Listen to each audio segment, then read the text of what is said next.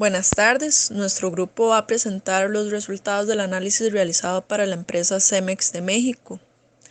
Un poco acerca de la empresa: es una compañía global de materiales para construcción que ofrece productos en comunidades en 50 países y tienen relaciones comerciales en más de 100 países. Ellos trabajan para desarrollar e entregar las mejores soluciones en cemento, concreto y agregados.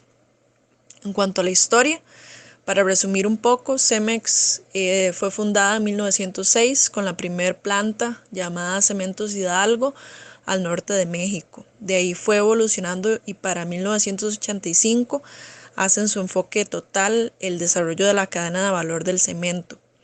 Ya para 1994 comienzan los primeros procesos de internacionalización y para el 2006 ya cuentan con más de 50,000 empleados alrededor del mundo.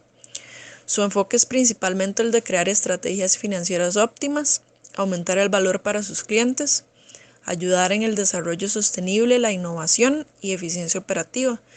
Y sus valores giran alrededor de garantizar la seguridad de sus empleados, enfocarse en el cliente, la excelencia y la integridad. A continuación vamos a hablar del esquema de rentabilidad integral de la empresa.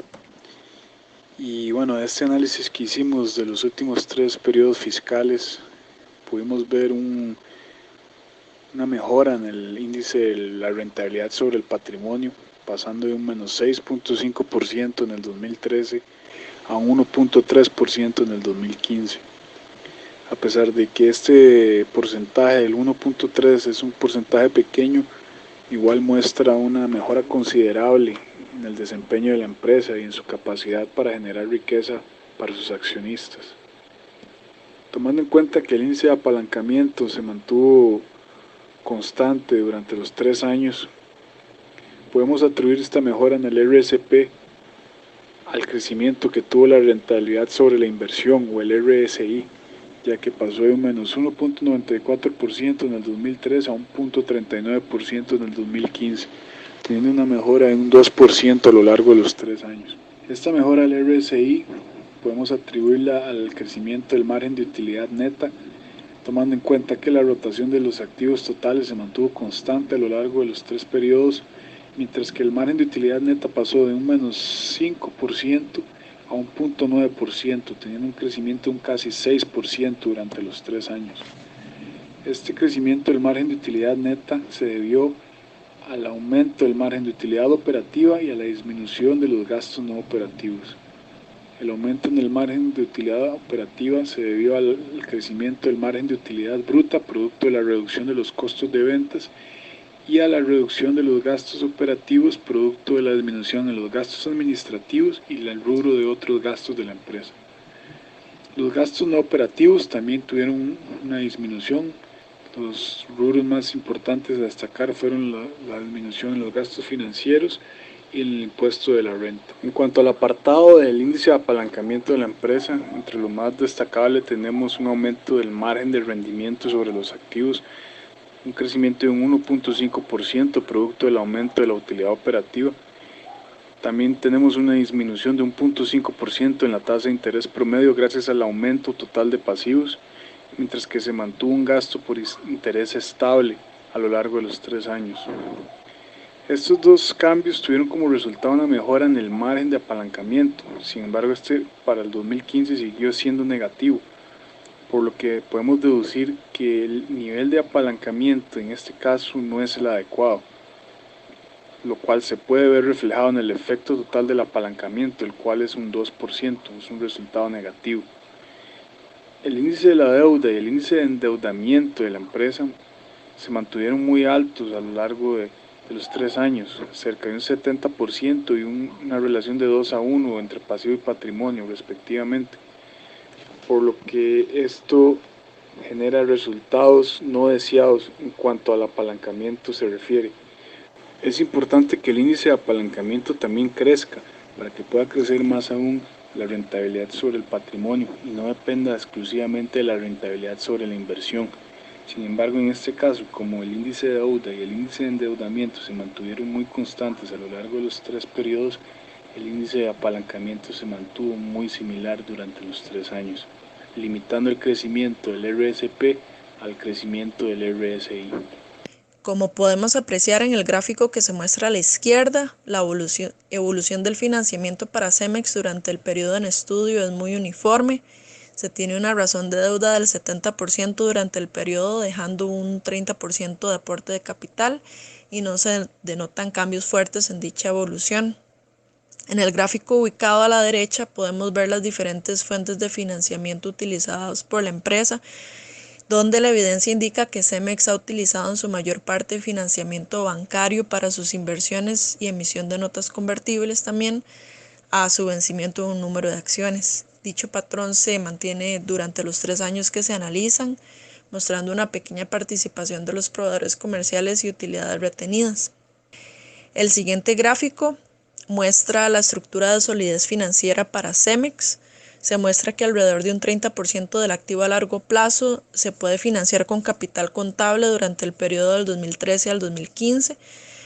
Sin embargo, se necesita cubrir alrededor del 70% del mismo por medio de deuda.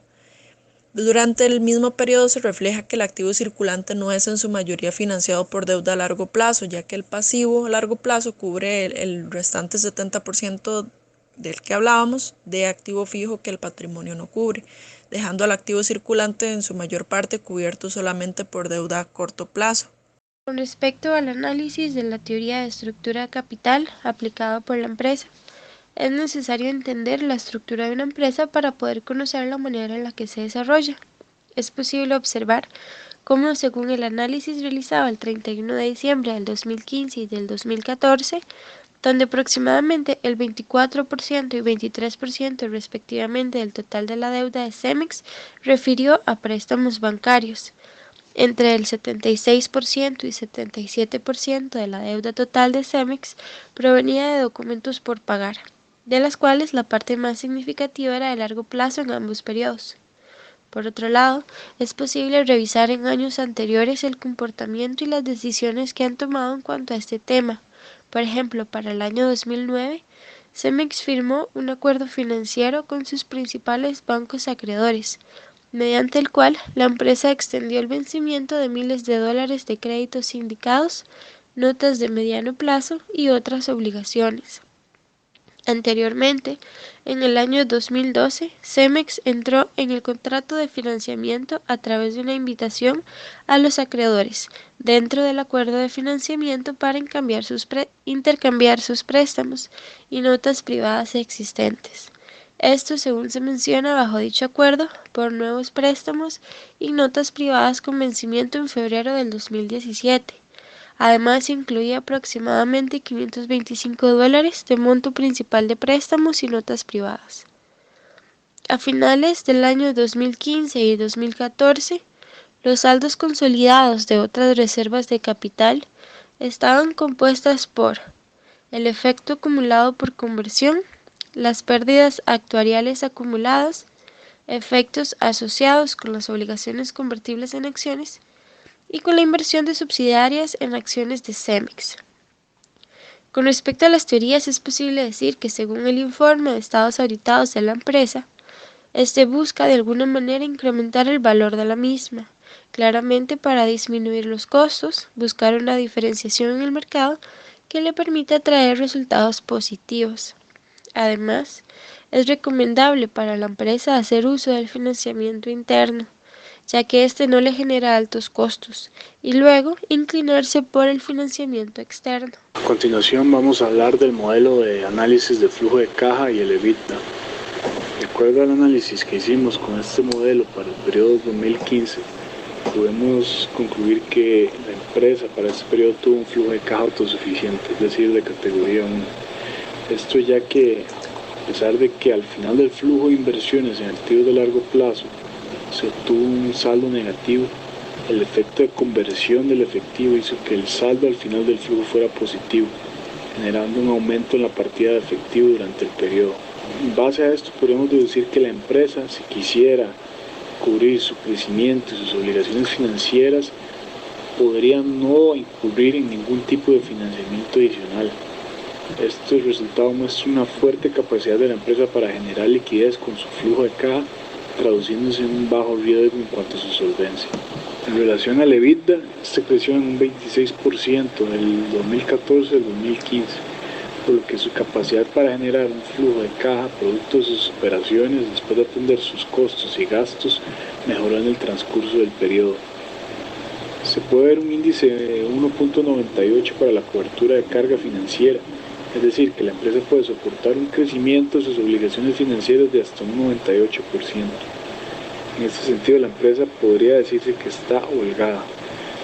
Su índice de 1.96 para cobertura a servicio de deuda es similar al anterior, ya que su deuda a corto plazo para el 2015 es sumamente baja, por lo que la empresa de igual forma puede cubrir sus gastos financieros más deudas financieras de corto plazo con la misma holgura.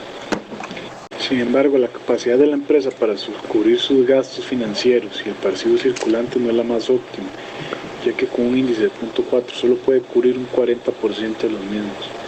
Por eso, en ese sentido, podemos considerar que la empresa tiene un riesgo considerablemente alto.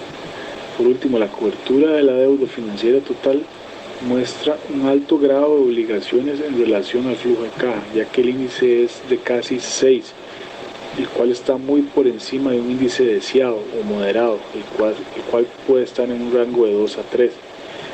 Esto se puede ver a su alto índice de endeudamiento, que es alrededor de un 70% para los 3 periodos, incluyendo el 2015.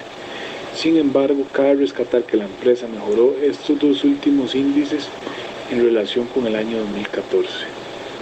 En cuanto a los ratios por la teoría de Medina y González, podemos destacar que el ratio de capacidad de expansión, el flujo operativo, es mayor a 0 en el periodo 2013 al 2015, con un gran incremento del 2013 al 2014. Sin embargo, debido al flujo de actividades de financiamiento que muestra la empresa, potencialmente ha desinvertido durante el periodo, y el ratio es menor a 0 en todos los casos. Por tanto, según la teoría, dicho resultado, al ser negativo, puede ser una situación no deseable, porque se considera un comportamiento atípico que indica falta de expansión, a no ser que sea parte del plan estratégico de la empresa. En cuanto al ratio de autosuficiencia líquida, el resultado indica que Cemex ha generado suficiente tesorería para afrontar el proceso expansivo y durante el 2014 y 2015 en correspondencia con la idea de equilibrio financiero dinámico. Y finalmente, el ratio de financiación permanente evidencia que la autosuficiencia líquida es mayor a 0 para el 2014 y 2015, pero la financiación permanente es muy baja, causando que el ratio sea menor a -1. En ese caso se aconseja incrementar la financiación permanente para cubrir ese déficit. No así para el 2013, donde se presenta la autosuficiencia líquida menor a 0, pero acompañada de una financiación robusta, dando como resultado un ratio entre -1 y 0, lo que indica que ese año se tenía la opción de no incrementar la financiación, cuyo caso fue el comportamiento de Cemex en los siguientes años. Con respecto a la caracterización de las políticas financieras de la empresa, Cemex cuenta con una política financiera intermedia, o sea que cuenta con características de tipo restrictivo y flexible. Sin embargo, según ciertas conductas, lo harán ver como uno u otro. Es posible poder identificar varios factores que lo definen. Para empezar, uno de los puntos positivos es el resultado que da la razón circulante, de 0.88% a 1.02%, lo cual muestra un aumento en la solvencia de la empresa. Esto ayuda a planificar inversiones o bien contraer deuda a corto plazo. De hecho, la razón de deuda y de endeudamiento para el mismo periodo disminuyeron. Otro aspecto en el que se debe hacer énfasis es en el rendimiento sobre la inversión del patrimonio, los cuales también estuvieron en aumento. Estos estaban en puntos porcentuales negativos y lograron resultados de 0.39 y 1.30% respectivamente. Esto se dio gracias al incremento en activos, lo cual se puede entender según el balance general en la adquisición de mobiliario y equipo y el crédito mercantil principalmente. Esta característica se inclinaría hacia el tipo flexible. Luego, con respecto al tema de la deuda, se puede tomar como la compañía muestra unas cantidades muy altas en comparación para los ingresos, los cuales dan apenas abasto con las obligaciones. Este movimiento podría pensarse que es restrictivo. Siguiendo un poco más con la deuda, se analiza la razón de deuda a corto plazo, la cual disminuyó, teniendo un valor del 19% comparado al año anterior en 22%. Esto se da porque los pasivos a largo plazo aumentaron considerablemente y el vencimiento circulante de la deuda a largo plazo disminuyó. Según las características brindadas anteriormente y el análisis completo de la empresa, es posible decir que Cemex tiene la capacidad de realizar grandes inversiones y alcanzar niveles de ventas positivos, lo cual ayuda bastante a generar la utilidad. Sin embargo, debe de ser cuidadoso con el manejo de la deuda y lograr que ésta no se le salga de control. Como recomendaciones se podría decir que Cemex ha ido mejorando sus rendimientos por su nivel de ventas y por su disminución de porcentajes de costos de producción y administrativos. En cuanto a riesgo financiero, se podría buscar una alternativa diferente para la estructura de capital, esto porque hay un índice de endeudamiento muy alto. Los índices de EBITDA evidenciaron que el total de sus deudas en comparación con su flujo de caja es casi 6 veces mayor.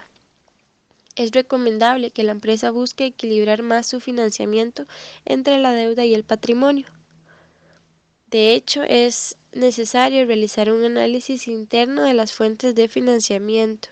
Se puede analizar los beneficios de utilizar acciones o bonos debido a su presencia internacional.